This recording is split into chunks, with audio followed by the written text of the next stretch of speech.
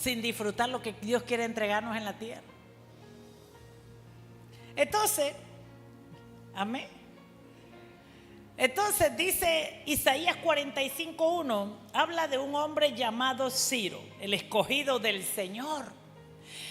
Ciro era un hombre de Persia. Persia es hoy lo que llamamos Irán. Irán es Persia. Y dice la escritura, esto dice el Señor a Ciro, y lo llamó su ungido, cuya mano derecha Dios llenará de poder. La mano derecha representa poder, autoridad. Poder, autoridad, la mano derecha. Y dice, ante él los reyes poderosos quedarán paralizados de miedo y se abrirán las puertas de su fortaleza y nunca volverán a cerrarse. ¿Quién era Ciro? Era llamado el Grande, era un emperador extranjero. Babilonia tenía cautiva a Jerusalén y a todo el pueblo de Israel. Por 70 años había sido esclava, había sido cautiva. Entonces Dios unge a Ciro, un emperador extranjero, un rey de Persia. Ciro era un rey de Persia y lo ungen, y esto ocurrió entre los años 559 y 530 antes de Cristo, aproximadamente 29 años. Ciro fue un rey que Dios ungió para que conquistara Babilonia. Dice la escritura, esto lo dice el Señor a Ciro. ¿Quién era Ciro su ungido? Era un rey de Persia, que Dios lo ungió y le dio poder en su mano para que vencieran a los otros reyes poderosos. Dice que todos los demás reinos de la tierra estaban llenos de miedo, paralizados de miedo ante el rey Ciro.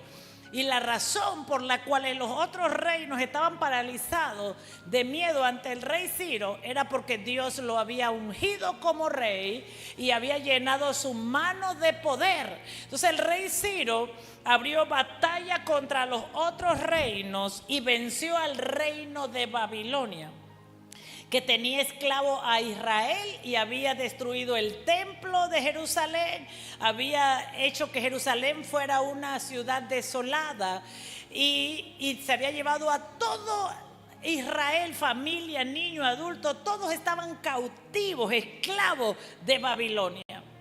Así que Dios lo escogió, no escogió a nadie de su pueblo, sino escogió a Ciro, un rey de Persia. Usted sabe que Ciro y los de Persia adoraban otros reyes, otros dioses, perdón. Y muchos dioses, y eran adoradores de muchos dioses. Y adoraban un rey que creo que se llamaba, por aquí lo anoté, Marduk, perdón. Que hay una cómica por ahí para los niños del dios Marduk. Y ese era el dios que adoraba a Ciro y esta comunidad de Persia que hoy es Irán. Y la escritura dice que Dios lo ungió, le dio poder. ¿Para qué? Vamos a verlo. Dice, para que abriera sus fortalezas. ¿Qué quiere decir su fortaleza? Su poder. Lo que los hacía ser poderosos, lo que los hacía ser fuertes y mantener sus muros de su ciudad cerrados, que Israel estaba dentro cautivo y no podía salir. Dios unge a este rey de Persa para destruir el reino de Babilonia, romper las murallas, penetrar y conquistar ese reino con una sola función: que su pueblo fuera liberado de toda cautividad. Y nunca más, dice la escritura, volvieran a cerrarse. Y hasta hoy eso es lo que vemos. Pero no solo Dios llamó a Ciro su ungido, sino que también le llamó su pastor. En Isaías 44:28 dice, vamos a Isaías 44:28. Si usted puede, léase todo Isaías 45. ¿Puede Dios usar a un hombre que no lo conoce? Si usted lee Isaías 45, lo dice, que él no conocía a Dios, pero Dios lo usó para dejar a su pueblo Israel. ¿Por qué? Porque los reinos le pertenecen a él, los tronos le pertenecen a él. Amén. Entonces dice Isaías 44:28. 28, cuando diga de Ciro, él es, ¿cómo lo llamó Dios? Mi pastor. Diga conmigo, él es el pastor del Señor. Dice, sin falta, él hará lo que yo digo. Cuando yo leo esto, ¿cómo puede ser posible que uno que no conoce a Dios, uno que adora a otro Dios, haga más rápido lo que Dios dice que su propio pueblo santo? Dile al que está al lado, pues yo no necesito que un Ciro haga lo que yo tengo que hacer, porque Dios me ungió a mí para hacer lo que tengo que hacer. Amén. Pero que Dios use a los que no le conocen para sus propósitos en la tierra. ¿Cuántos están aquí? Dile, no importa que tú no hagas lo que tienes que hacer. Dios va a traer a sus Ciro que no le conocen y va a abrir las puertas, va a abrir los cerrojos, va a abrir los cerrados, va a penetrar para ir detrás de su pueblo que está cautivo. Amén. Santo, que Dios use a los Ciro de David para penetrar los lugares y traerle libertad a los que son suyos. Dice, y cuando yo diga de Ciro, él es mi pastor, sin falta él hará lo que yo digo. Él ordenará, reconstruyan Jerusalén y dirán, restauren el templo. ¡Ja! Si usted lee, yo le invito, vamos a hablar toda la semana de esto. Esdras, capítulo 1 al capítulo 6. Esdras, diga conmigo, Esdras. Cuando usted va al libro de Esdras, desde el capítulo 1, capítulo 6, está la carta que Ciro una vez conquistó Babilonia y los otros 3 reinos, emitió una carta. Inmediatamente dejen salir al pueblo de Dios y que este pueblo vaya a restaurar su templo y que vayan a sacrificar a su Dios y que vayan a adorar a su Dios y que hagan altar a su Dios y que esta ciudad de Jerusalén sea reconstruida. Amén. Y Dios lo llamó, este es mi pastor y sin falta. Wow. Cuando yo leía esto, yo decía, wow. Y los que se llaman cristianos están pensando 10 veces si hacen algo. Pero este que no conoce a Dios, cuando usted lee el libro de Esdras, les devolvió los utensilios que Babilonia se llevó, le devolvió todo lo que había sido llevado del templo y le dijo a este pueblo, vayan y adoren a Dios, vayan y reconstruyan el templo. Y no solamente reconstruyanlo, sino que le dio todo lo que necesitaba para que el templo fuera reconstruido. Amén. Isaías 45:4 es la evidencia de que este hombre, Ciro, rey de Persia, Irán hoy, no conocía a Dios. Dice Isaías 45:4, porque te he llamado para esta tarea. Diga conmigo, porque te he llamado para un propósito. Porque te he llamado para esta tarea, porque te llamé por tu nombre cuando no me conocías. Amén. Diga conmigo, cuando nosotros no conocemos a Dios, Dios nos llamó. Dios no llama a los que le conocen, Dios llama a los que no le conocen. Y les llama para cumplir con una tarea, así como Dios nos ha llamado para cumplir con una tarea en esta ciudad de David. Amén. ¿Y cuál es la tarea? Reconstruir su altar, reconstruir su casa y reconstruir su templo y reconstruir la predicación del evangelio de la palabra. Amén. Restaurarlo. Diga conmigo, Dios nos ha llamado a restaurar su altar.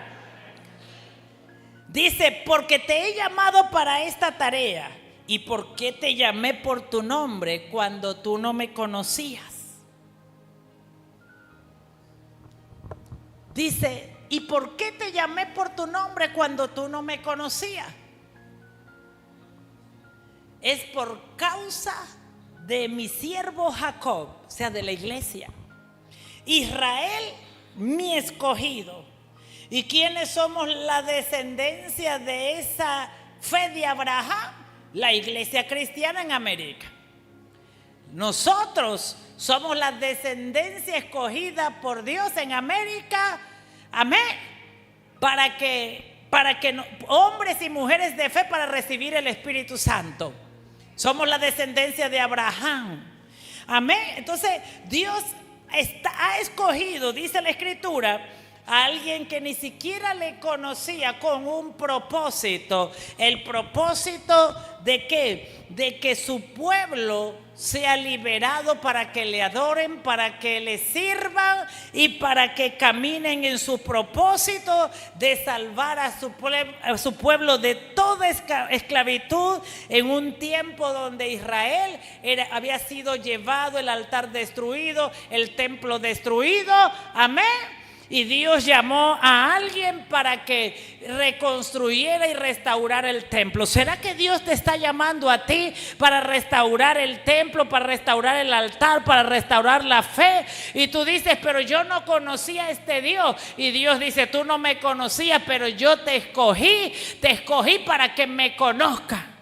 ¿Cómo Dios puede escoger a un hombre y a una mujer que no le conoce para que otros le conozcan a Él si ni Él mismo le conoce?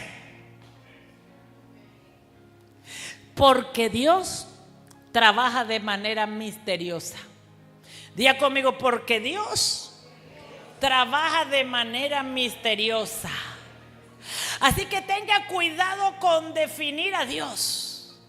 Tenga cuidado con definir cómo Dios trabaja, porque Dios trabaja de manera misteriosa y escoge a los que usted menos cree, usted menos piensa para que le conozca. Dios puede escoger vasos que no le conocen para que le conozcan a Él. Amén. Dios puede escoger vasos que no le conozcan a Él para que le conozcan ustedes a Él. Por eso usted debe tener cuidado, porque si usted lee Isaías 45, usted se va a encontrar con algo maravilloso. Quiero ir allá. Dice el versículo 13: levantaré a Ciro en justicia. ¿Puede Dios levantar a alguien que no conoce a Dios en justicia? Puede.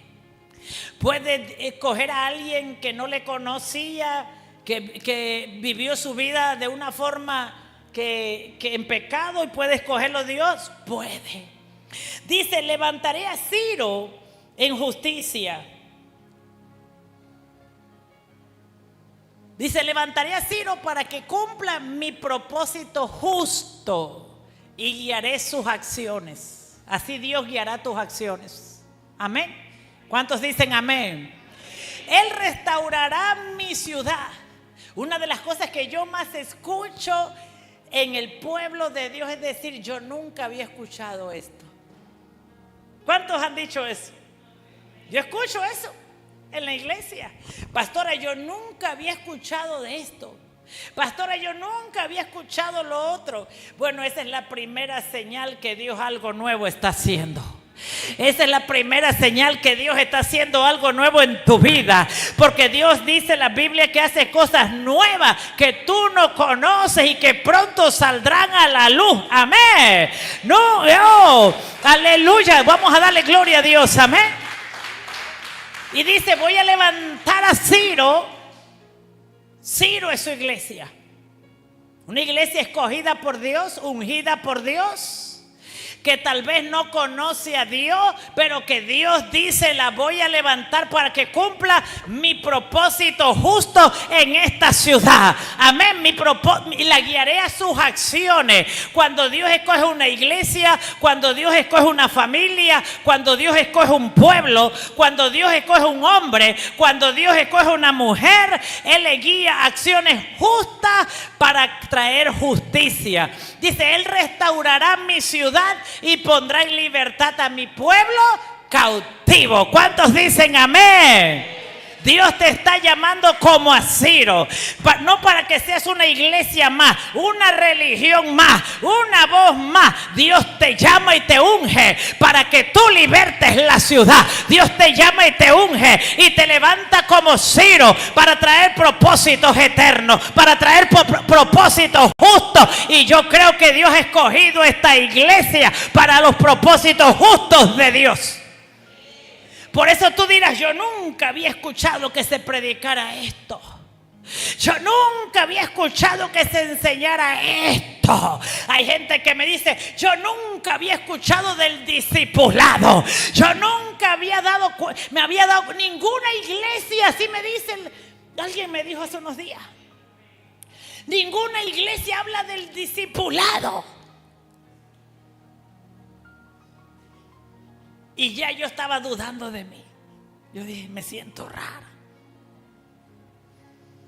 Sí. Yo nunca había escuchado esto. Yo no sé si lo dicen para dudar o para estar sorprendido de que Dios está haciendo algo diferente, porque pareciera que el pueblo de Dios está esperando que nosotros vengamos a hacer lo mismo que hacen las otras iglesias.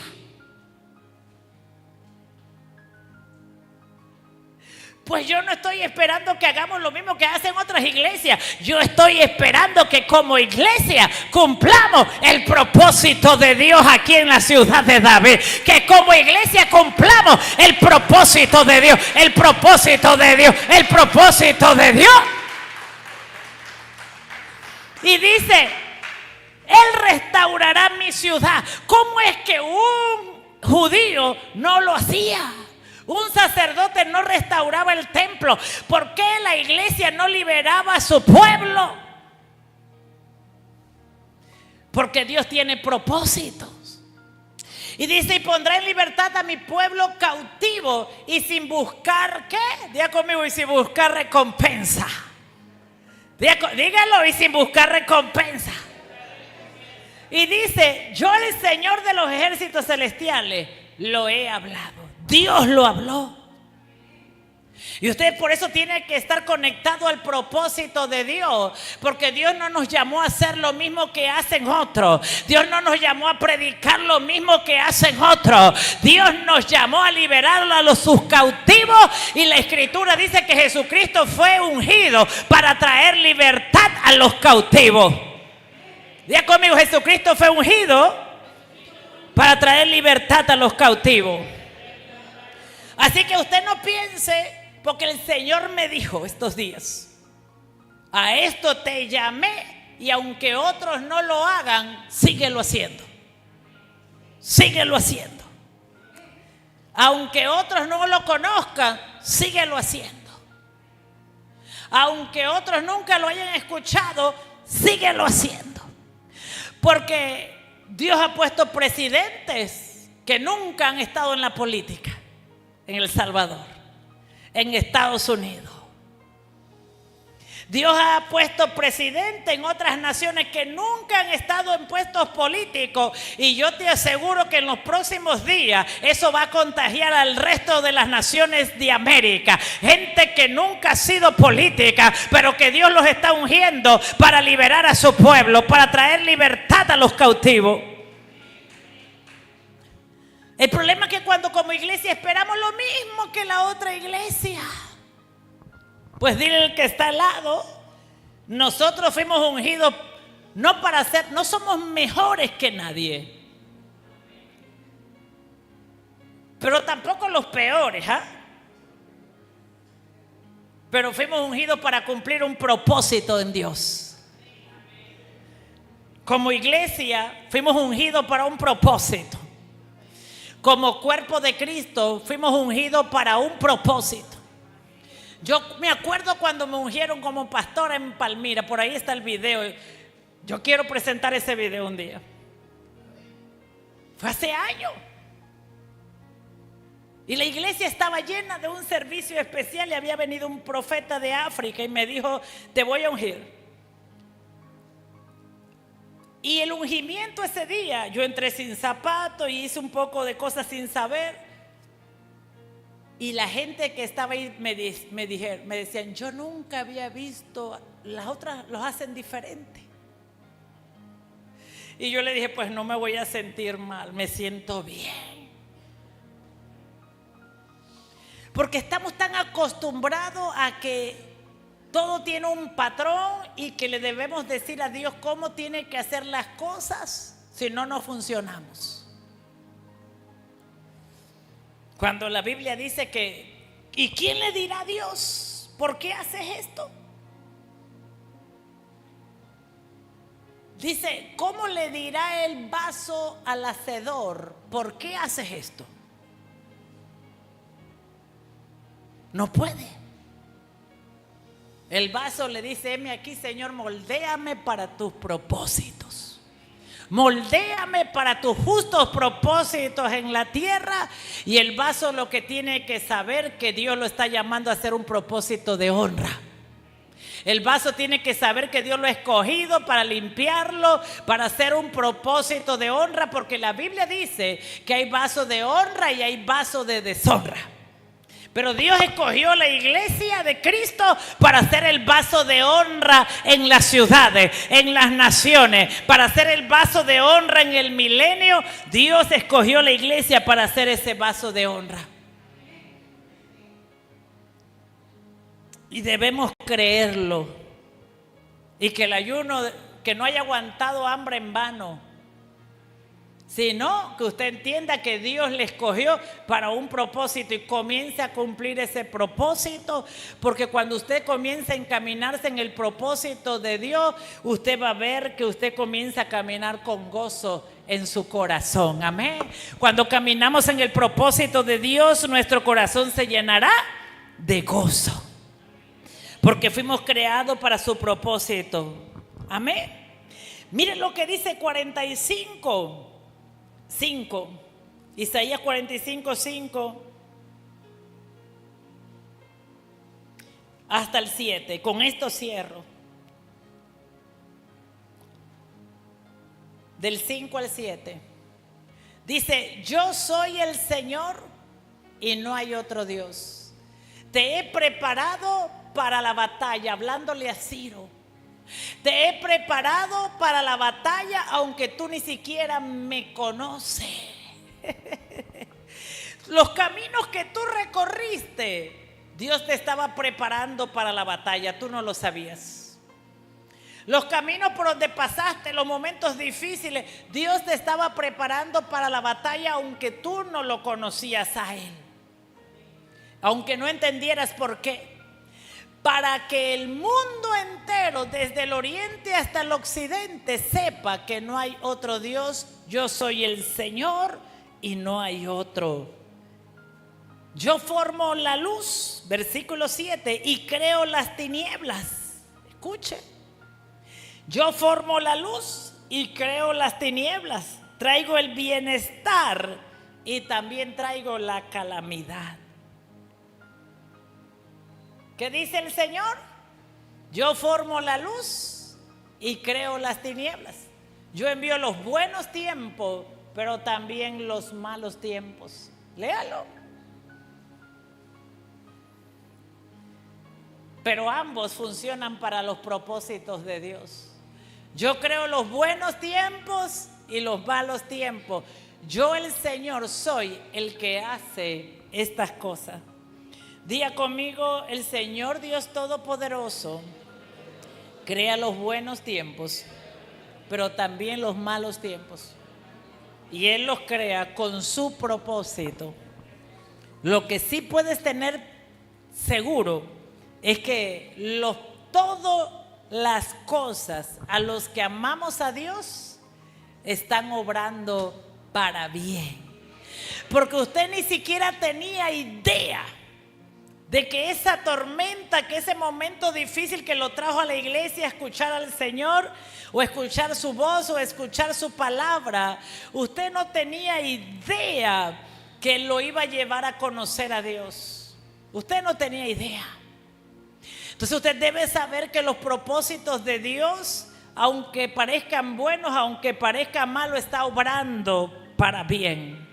está obrando para el bien de los que le aman, está obrando para bien de los que le esperan, está obrando. ¿Cuántos han podido ver que en un tiempo malo, la Biblia dice en Efesios 6 que nos revistamos de toda la armadura de Dios para resistir el tiempo malo, el día malo, y que cuando el día malo haya pasado, nosotros podamos estar firmes en la fe, resistir al diablo, estar firme en la fe, porque el día malo va a pasar. Y si tú y yo resistimos el día malo, entonces vamos a entender el propósito de los días malos. Yo no sé tú, pero los días malos me han traído el único propósito de conocer mi propósito, de que se revele mi propósito, que se revele mi asignación, que se revele que lo que estoy haciendo glorifica al Padre, que lo que estoy haciendo es lo que Dios me ha llamado. En el nombre de Jesús, póngase sobre sus pies. El día malo no le llega a unos y a otros no. La Biblia dice que el día malo nos llega a todos. Pero aún el día malo tiene un propósito, que tú camines en el propósito de Dios. Diga conmigo, que yo conozca el propósito de Dios. La dificultad, el momento difícil, el día malo. El Señor puso esto en mi corazón para entregártelo. Que sé paciente para conocer los propósitos de Dios. La palabra de Dios nos muestra a nosotros sus propósitos. Y algo yo he aprendido en el Señor: entre más tú conoces la palabra, entre más conoces los propósitos de Dios, entre más libertad tienes, más caminas en el propósito de Dios. Mayor revelación, mayor autoridad. Porque muchos de nosotros tenemos como enemigo quien no es enemigo. Y lo que está haciendo Dios, dice la Escritura, es unificar la fe. La fe tiene que unificarse en la iglesia. La fe tiene que unificarse en su pueblo. ¿Y por qué tiene que unificarse la fe? Para poder ser el cuerpo de Cristo y conocer los propósitos de Dios. Amén. Y tú tienes que aprender algo, que gente no va a entender lo que tú haces, ni en lo que tú caminas, pero tienes que mantenerte fiel al propósito de Dios. No importa lo que la gente diga. Acuérdate que lo que prevalece en el pueblo es lo que dice la Escritura. Y Dios está esperando de su pueblo que ame su palabra y camine en su propósito. Cierre sus ojos ahí donde está.